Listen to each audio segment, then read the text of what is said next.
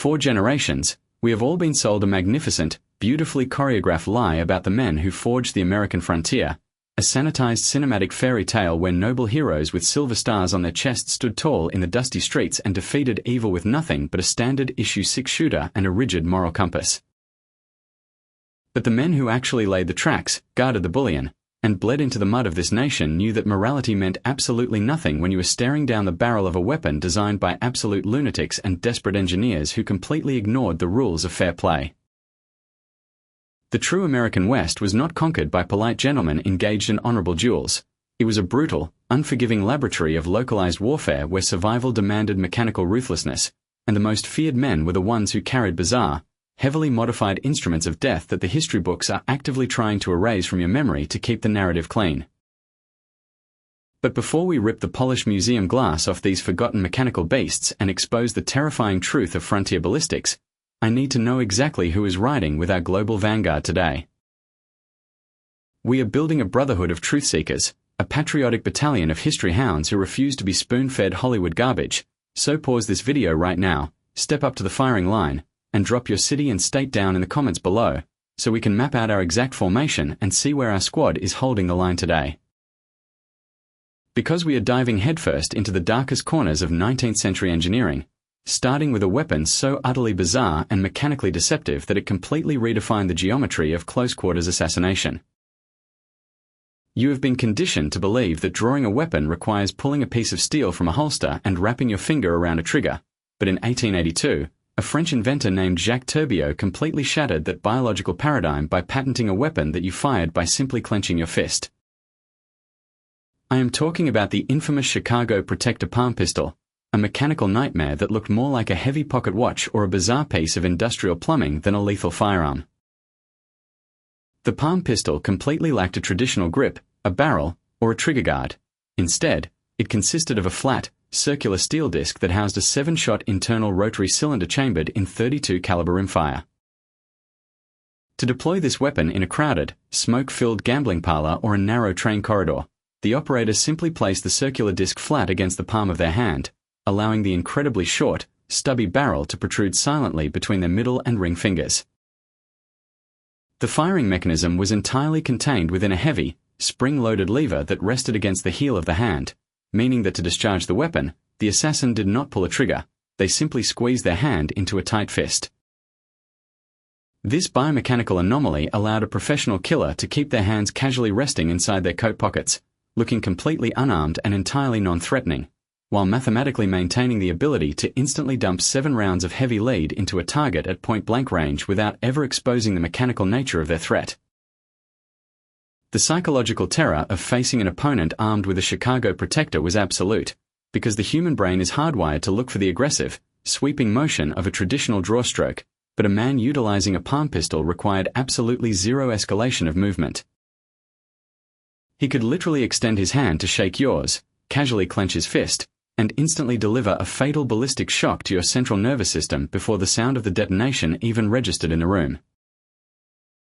This weapon was the ultimate equalizer for the professional underworld, transforming physically weak gamblers, cornered outlaws, and desperate civilians into localized engines of invisible destruction, proving that the deadliest threats on the frontier were not always the men loudly boasting at the saloon bar, but the quiet, unassuming individuals who understood that the element of total mechanical surprise was infinitely more lethal than the size of the bullet.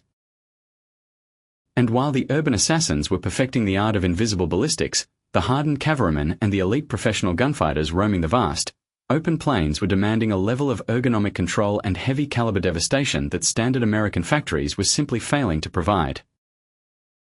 You have been told that the Colt single-action army was the undisputed king of the open range, the perfectly balanced peacemaker that every true cowboy carried on his hip, but the absolute, historical reality is that when the most terrifying, mathematically precise killers of the era wanted a weapon that could be driven like a high-performance machine, they completely abandoned the traditional Colt and embraced a bizarre, heavily modified piece of international engineering known as the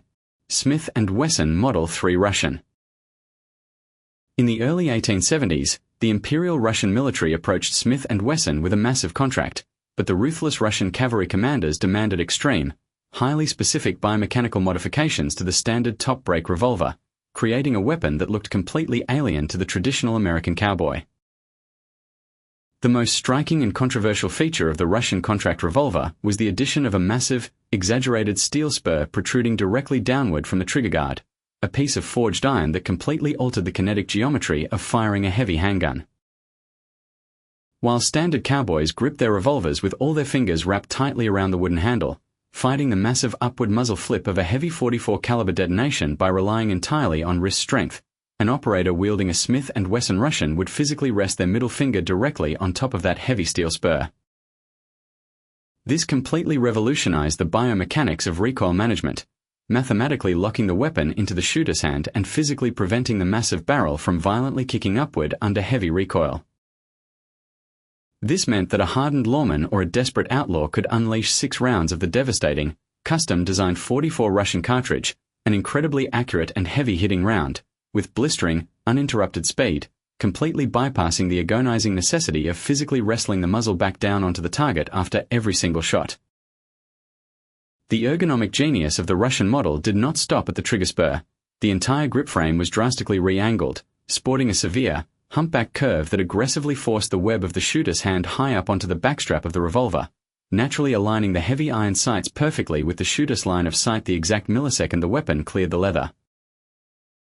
It was a masterpiece of 19th century ergonomics, essentially creating a 19th century race gun that allowed men like the legendary John Wesley Hardin and the infamous lawman Wyatt Earp to achieve a level of surgical, rapid-fire precision that was simply mathematically impossible to replicate with a standard, factory-issued Colt. The men who carried the Russian model were not interested in tradition or Hollywood aesthetics. They were ruthless pragmatists who understood that survival in a chaotic, multi-target ambush was entirely dependent on their ability to manage kinetic energy and direct overwhelming, sustained fire into their enemies faster than human biology should theoretically allow. But the relentless pursuit of overwhelming, apocalyptic firepower did not stop at handguns, because as the frontier expanded into the dense, unforgiving marshlands and the sprawling coastal estuaries, the men who hunted these territories required a level of localized destruction that completely shattered the definition of a shoulder-fired weapon. We have been conditioned to believe that the 12-gauge double-barreled shotgun was the absolute zenith of close-quarters devastation, the ultimate trump card for stagecoach guards and lawmen alike, but in the dark, unregulated world of the professional marker hunters, a 12-gauge was considered nothing more than a fragile, underpowered toy. These men were operating in an incredibly lucrative, cutthroat economy, tasked with harvesting thousands of pounds of wild game to feed the exploding populations of the eastern cities, and they quickly realized that shooting individual targets with standard rifles was an agonizingly slow, mathematically flawed business model.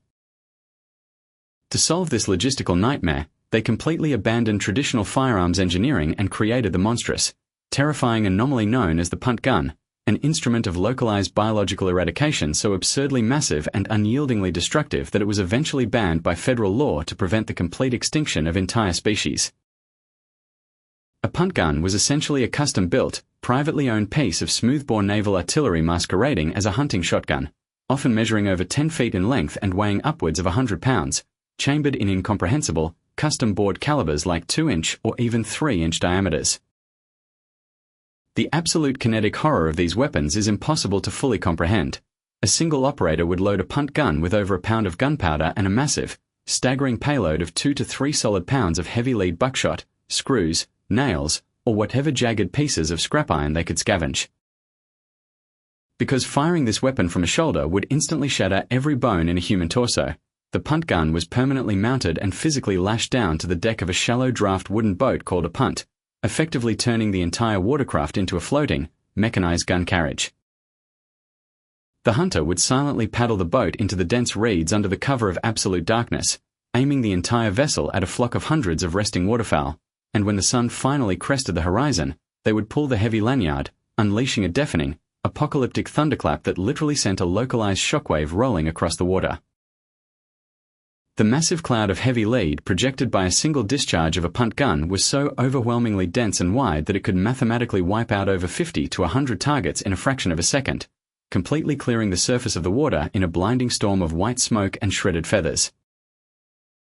But the terrifying reality of the frontier was that these massive, boat-mounted cannons were not always restricted to hunting wildlife. In the vicious, blood-soaked turf wars that frequently erupted between rival syndicates of market hunters, or during desperate standoffs with heavily armed river pirates, The punt gun was occasionally turned against human targets, creating a level of absolute, instantaneous biological devastation that no posse or outlaw gang could possibly survive. Imagine the absolute, paralyzing terror of attempting to raid a suspected pirate encampment in the murky swamps, only to realize that the dark shape resting on the bow of a small boat 50 yards away is not a log, but the gaping, 2-inch muzzle of a fully loaded punt gun. The sheer, overwhelming reality of facing a weapon that was specifically engineered to eradicate a massive biological footprint in a single, deafening stroke completely shattered the romanticized illusion of the honorable frontier shootout, proving that the most dangerous men in America were the ones who viewed human conflict not as a test of skill, but as a simple, ruthless math problem that could be easily solved by applying 3 pounds of flying iron at supersonic velocities. Imagine being told that the brilliant engineers who armed the American frontier were noblemen driven entirely by a patriotic desire to protect the innocent settlers and tame the wild plains, when the unvarnished, terrifying historical truth is that the firearms industry of the 19th century was a ruthless, cutthroat corporate war zone dominated by greedy patent monopolies that forced desperate inventors to create some of the most mathematically absurd and biologically suicidal weapons ever conceived by the human mind. Because Samuel Colt held the absolute, ironclad monopoly on the rotating cylinder mechanism, and Smith and Wesson had ruthlessly locked down the exclusive patent rights to the bored-through cylinder that allowed for the use of modern metallic cartridges, rival gunsmiths who wanted a piece of the incredibly lucrative frontier blood money had to engineer completely bizarre, lateral solutions that entirely ignored the basic laws of human safety, thermodynamics, and biomechanics. This desperate, unregulated corporate arms race gave birth to horrifying, apocalyptic mechanical nightmares like the infamous Porter turret rifle, a weapon that completely shattered the linear geometry of a traditional firearm by mounting a massive, heavy steel cylinder horizontally, rotating it like a jagged, deadly Ferris wheel directly in front of the shooter's face. The engineering logic behind the Porter turret was to bypass Coulter's patent by having the chambers radiate outward from a central hub, meaning that as the operator pulled the lever to rotate the massive steel wheel and fire the top chamber down the barrel, the remaining 8 loaded chambers were pointing in every other possible direction, including directly down at the shooter's hands, straight up into the air, and most terrifyingly, directly backward into the chest and face of the man pulling the trigger. When you mathematically calculate the horrific reality of black powder chain fires, where the massive blast of superheated gas from the fired cartridge can accidentally ignite the loose powder in the adjacent chambers, operating a Porter turret rifle was essentially playing Russian roulette with a localized, fragmented hand grenade, leading to catastrophic, amputating detonations that literally blew the weapon apart and sent heavy lead slugs tearing directly into the vital organs of the user. It was an absolute masterpiece of corporate patent evasion that completely disregarded the biological survival of the operator, treating the frontiersman as a disposable testing variable in a deadly experiment of metallurgical geometry. But before we rip the blueprints apart and examine the rest of these terrifying corporate death traps and the desperate, Frankenstein-like modifications that actually won the West, I need to know exactly who is standing shoulder to shoulder with us on the firing line today. So pause this video right now and drop your city and state down in the comments below, so we can map out our global battalion of history hounds and see exactly where our squad is holding the line against the modern noise today. Because we are about to explore the raw, unregulated chaos of frontier engineering, moving from the suicidal turret rifles to an invention so violently awkward that it fundamentally altered the center of gravity of the man holding it, the bizarre and highly unstable harmonica gun. Pioneered by several independent gunsmiths, including Jonathan Browning, the father of the legendary John Moses Browning, the harmonica gun attempted to solve the repeating firearms puzzle by utilizing a massive, heavy rectangular block of solid steel with multiple chambers bored horizontally in a straight line, resembling a thick metallic harmonica. To operate this heavy, unbalanced monstrosity, the shooter had to physically slide the massive block of steel horizontally through the breech of the rifle after every single shot, locking the next chamber into alignment with the barrel before pulling the trigger. The physical physics of holding a rifle where a heavy, solid steel block is constantly shifting left and right, completely destroying the delicate, mathematical balance of the weapon, made accurate long-range shooting an absolute biological nightmare, especially in the blinding panic of a canyon ambush where fine motor skills completely evaporate. Furthermore, the exposed, sliding chambers were incredibly susceptible to the harsh, abrasive reality of the frontier, easily jamming with freezing mud, wind-blown sand, and thick, corrosive black powder residue, proving that while these bizarre mechanical workarounds looked brilliant on an East Coast drafting table, they were absolute death sentences in the muddy, blood-soaked streets of a frontier boomtown. However, the men who actually survived the chaotic transition from the percussion cap era to the modern metallic cartridge era did not rely on these fragile, bizarre anomalies. They relied on the brutal, heavy-handed ingenuity of localized gunsmiths who performed terrifying, Frankenstein-like surgeries on their existing weapons to mathematically drag them into the modern age. When the Smith & Wesson board-through cylinder patent finally expired in 1869, the vast majority of cowboys, lawmen, and outlaws simply could not afford to throw away their incredibly expensive, heavy Colt percussion revolvers, like the legendary 1860 Army or the 1851 Navy, to buy brand-new cartridge guns. Instead, they embraced the absolute mechanical genius of the Richards-Mason conversions, a highly technical process where a skilled gunsmith would literally take a heavy steel hacksaw to a completely functional percussion revolver, violently milling away the rear portion of the recoil shield, slicing off the loading lever, and brutally boring the chambers entirely through the cylinder. They would then permanently weld and screw a heavy steel breech plate onto the frame, complete with a functional loading gate, and attach a long, spring-loaded ejector rod to the side of the barrel housing, mathematically transforming an obsolete, slow-loading cap and ball relic into a highly advanced, rapid-loading metallic cartridge machine. This was not a delicate, factory-polished procedure. It was a rough, gritty, industrial surgery performed in dusty workshops that completely revolutionized frontier logistics, allowing a man to fire heavy, modern metallic cartridges out of the exact same piece of iron he had carried through the grueling, blood-soaked battlefields of the Civil War.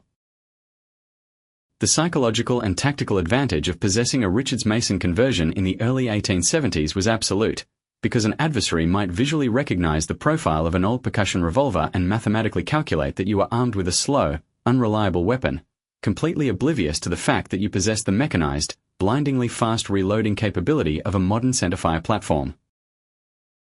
This relentless, industrialized drive to completely remove the human biological delay from the firing process eventually reached its absolute, terrifying zenith at the very end of the frontier era, when the undisputed god of firearms engineering, John Moses Browning, looked at the devastating,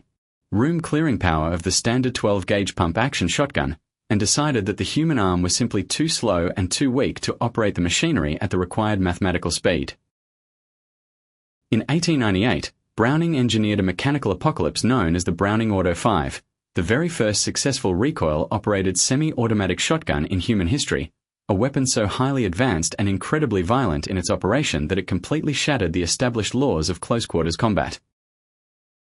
Browning designed a terrifyingly complex system utilizing the sheer, bone-crushing kinetic energy generated by the detonation of a massive 12-gauge shell, harnessing that violently expanding gas and recoil to physically unlock the heavy steel breech block and drive the entire barrel of the shotgun backward into the receiver.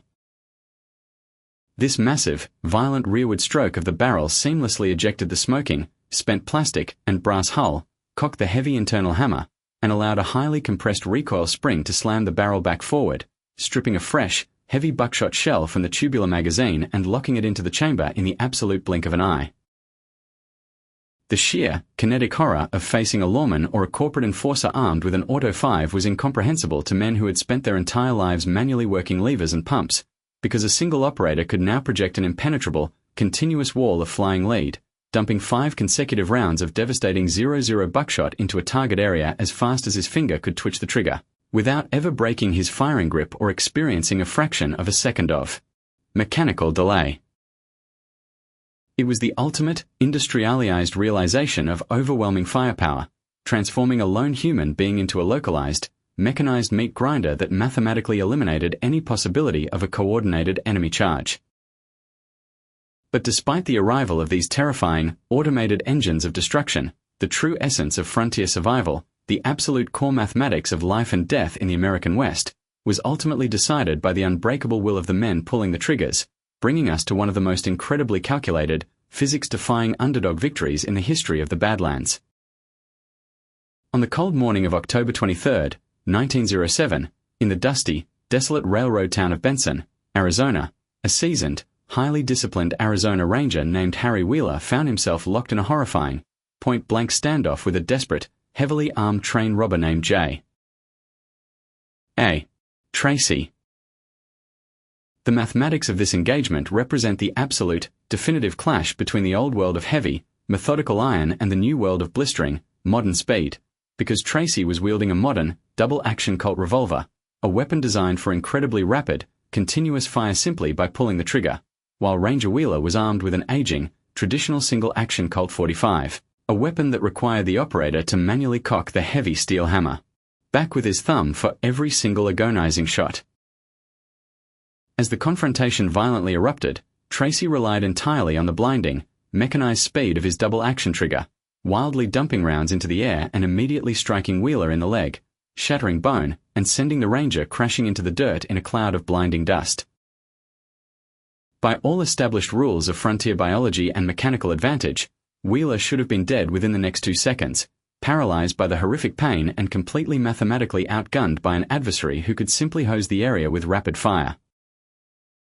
But Wheeler, a man who possessed an absolute, chilling mastery over his own central nervous system and a flawless understanding of terminal ballistics, refused to panic or blindly return inaccurate fire.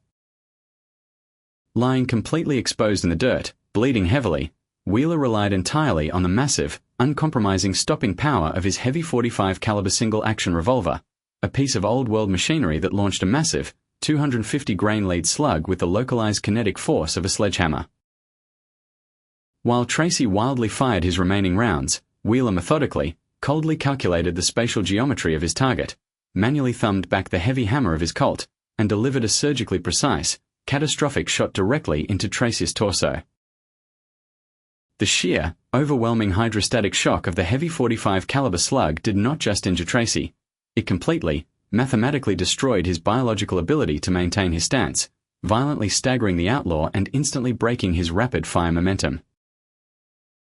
Tracy desperately tried to raise his double-action weapon again, but Wheeler, operating with the cold, emotionless rhythm of a synchronized machine, calmly cocked his hammer a second time and delivered another devastating, heavy-caliber strike, effectively dismantling Tracy's physical structure through the ruthless application of superior kinetic payload and absolute, unbreakable psychological discipline. This incredible engagement proved with undeniable, blood-soaked certainty that the most advanced, rapid-firing machinery on the planet is completely useless if it is not wielded with calculation, and that the sheer, bone-crushing mass of a single, perfectly placed projectile will always mathematically override the inaccurate panic of a dozen missed shots. We look back at these heavy, rusted monuments of iron and wood today, the terrifying chain-firing turrets, the Frankenstein metallic conversions, and the apocalyptic, recoil-operated shotguns, and we realize that the men who survived this era were not participating in a cinematic romance. They were surviving a brutal, unforgiving gauntlet of thermodynamics, chemistry, and localized kinetic violence.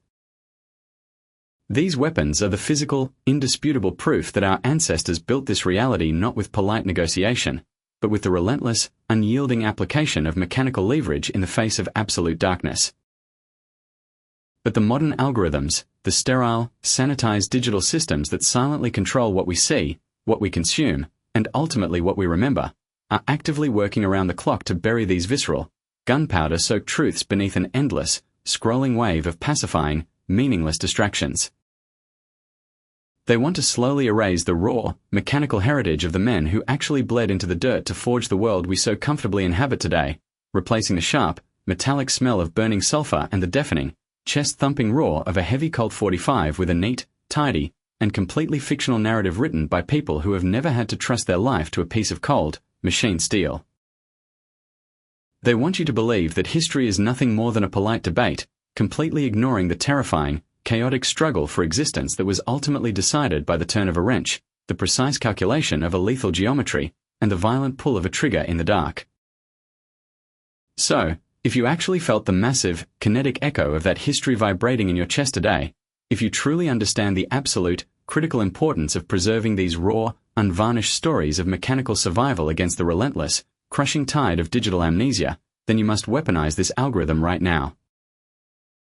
You must completely crush the like button, share this massive transmission with every true history hound and mechanical purist in your network, and make absolutely sure that the digital overlords know that we will never allow our grit, our iron, and our unvarnished history to fade into the abyss of forgotten content. I need you to go down into the comment section right now and prove to the world that you are a permanent, unbreakable part of the global battalion that still respects the iron, the blood, and the absolute truth by typing the exact words, "We hold the line." Show them that our formation is an impenetrable wall, and that every single time they try to bury our legacy beneath the noise, they will look down and see us standing strong, waiting for the next order. Imagine being told that the absolute, undeniable limit of close-quarters devastation on the American frontier was permanently capped at a mere 2 shots, a terrifying biological liability perpetuated by the widespread dominance and cinematic romance of the traditional double-barreled coach gun. The men who actually guarded the gold shipments and the isolated stagecoach stations knew that firing both barrels of a coach gun left them completely, mathematically defenseless for the agonizing seconds it took to manually break the weapon open and fumble with fresh shells in the dark, prompting them to desperately beg the Winchester Repeating Arms Company for a lever-action shotgun that could deliver a continuous, unbroken wall of flying lead. In 1887, the undisputed, unparalleled god of firearms engineering, John Moses Browning, delivered a mechanical behemoth so terrifyingly efficient that it completely shattered the established boundaries of 12-gauge firepower, bringing the legendary Winchester Model 1887 lever-action shotgun into the blood-soaked reality of the West. Browning initially argued against the lever-action design for a shotgun, mathematically calculating that a pump action would be structurally superior, but Winchester insisted on maintaining their iconic lever-action brand identity, forcing Browning to engineer a brilliantly complex, rolling block-style internal mechanism that could handle the massive, apocalyptic chamber pressures of a 12-gauge black powder shell. When a stagecoach guard or a lawman violently racked the oversized steel lever of the 1887, the massive internal steel breech block physically dropped down and backward in a terrifyingly smooth arc, simultaneously ejecting the smoking, thumb-sized empty hull while a heavy mechanical lifter shoved a fresh, devastating 00 buckshot shell directly into the firing chamber. This meant that a single operator, previously limited to 2 desperate shots, now possessed a tubular magazine holding 5 massive shells, plus 1 in the chamber, allowing them to project an impenetrable, localized hurricane of 54 heavy lead pellets in a matter of seconds, completely bypassing the need for accuracy and mathematically ensuring that any outlaw gang attempting to breach a door or rush a fortified position would be instantly, biologically erased from the physical world. The psychological shock of facing a man armed with an 1887 was absolute, because the deafening, continuous roar of 6 consecutive 12-gauge detonations completely dismantled the Outlaws' tactical geometry, proving that the most dangerous weapon in a confined space was the one that completely removed the agonizing delay of a manual reload.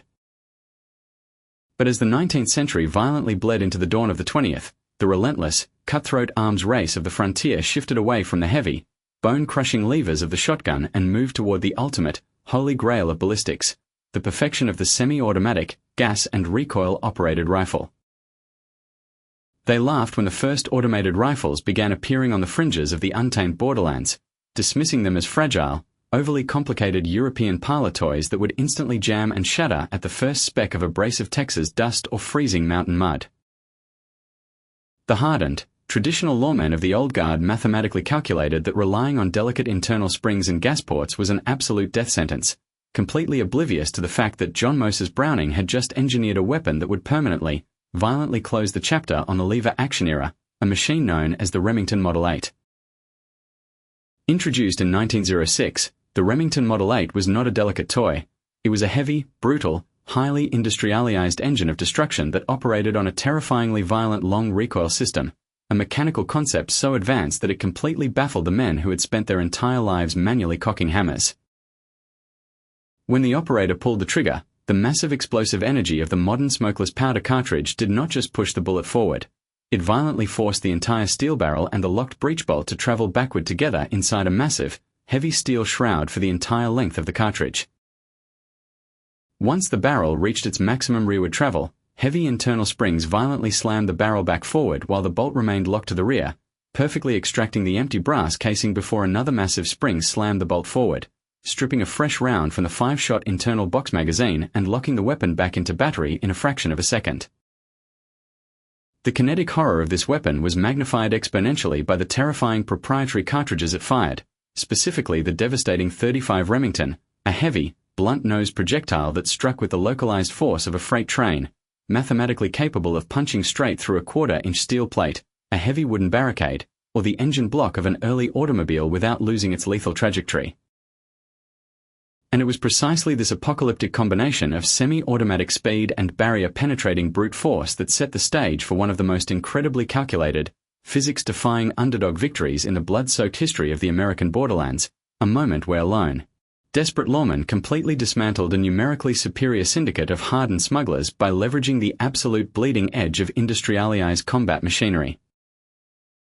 Deep in the desolate, sun-baked canyons of the southern border, a solitary, legendary Texas Ranger found himself completely surrounded and pinned down by a massive, highly organized gang of 10 heavily armed bandits who were fiercely guarding a lucrative smuggling route. The smugglers, armed with traditional lever-action Winchester rifles and single-action revolvers, confidently took up highly fortified, elevated positions behind massive limestone boulders and thick, ancient mesquite trees, completely trapping the Lone Ranger in the deadly floor of the canyon. The mathematics of the ambush were absolute. The Outlaws mathematically calculated that they could easily suppress the Ranger by establishing a continuous rhythm of fire, knowing exactly how long it takes a man to manually work a lever-action rifle, intending to charge his position the exact millisecond he paused to reload his tubular magazine.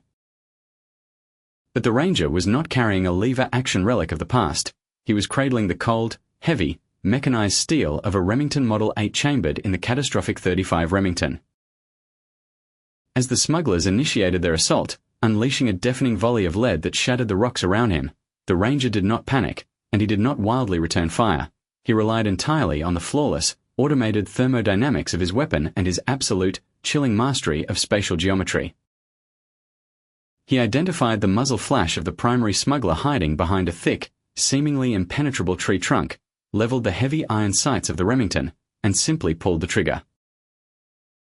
The weapon erupted with a supersonic crack, and the massive .35 caliber slug instantly ignored the heavy wood, punching straight through the center of the tree and catastrophically neutralizing the target behind it. The Outlaws, completely shocked by the barrier-penetrating power of the shot, immediately expected a 1-second pause as the Ranger cycled his weapon, preparing to break from cover and rush his position, but the mechanical pause never came.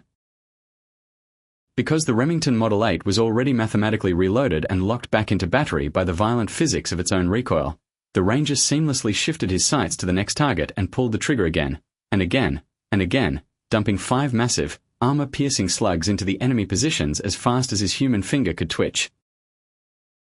The psychological devastation inflicted upon the smugglers was incomprehensible. They were facing a single man who was projecting a continuous, uninterrupted wall of heavy-caliber artillery fire that completely ignored their solid cover and defied every established rule of biological reloading speed.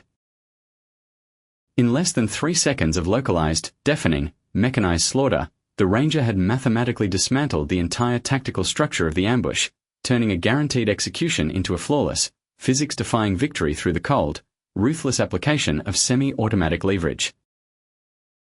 The surviving smugglers broke and fled in absolute terror, unable to mathematically comprehend a weapon that fired with the speed of a revolver but struck with the apocalyptic kinetic payload of a buffalo rifle. We look back at these heavy, rusted monuments of iron, wood, and raw mechanical genius today, the terrifying rolling blocks of the 1887 and the violent, long-recoil engines of the Remington Model 8, and we realize that the men who survived this unforgiving era were not participating in a cinematic romance. They were surviving a brutal, uncompromising gauntlet of thermodynamics, chemistry, and localized kinetic violence. These weapons are the physical, indisputable proof that our ancestors built this reality not with polite negotiation, but with the relentless, unyielding application of mechanical leverage in the face of absolute darkness and impossible odds. But the modern algorithms, the sterile, sanitized digital systems that silently control what we see, what we consume, and ultimately what we remember, are actively working around the clock to completely bury these visceral, gunpowder-soaked truths beneath an endless, scrolling wave of pacifying, meaningless distractions. They desperately want to slowly erase the raw, mechanical heritage of the men who actually bled into the dirt to forge the world we so comfortably inhabit today, replacing the sharp, metallic smell of burning sulfur and the deafening, chest-thumping roar of a .35 Remington with a neat, tidy, and completely fictional narrative written by people who have never had to trust their very existence to a piece of cold, machine steel. They want you to believe that history is nothing more than a polite debate, completely ignoring the terrifying, chaotic struggle for existence that was ultimately decided by the turn of a wrench, the precise calculation of a lethal geometry, and the violent pull of a trigger in the dark. So, if you actually felt the massive, kinetic echo of that history vibrating in your chest today, if you truly understand the absolute, critical importance of preserving these raw, unvarnished stories of mechanical survival against the relentless, crushing tide of digital amnesia, then you must weaponize this algorithm right now. You must completely crush the like button, share this massive transmission with every true history hound and mechanical purist in your network, and make absolutely sure that the digital overlords know that we will never allow our grit, our iron, and our unvarnished history to fade into the abyss of forgotten content. I need you to go down into the comment section right now and prove to the world that you are a permanent, unbreakable part of the global battalion that still respects the iron, the blood, and the absolute truth by typing the exact words, "We hold the line." Show them that our formation is an impenetrable wall, and that every single time they try to bury our legacy beneath the noise, they will look down and see us standing strong, waiting for the next order.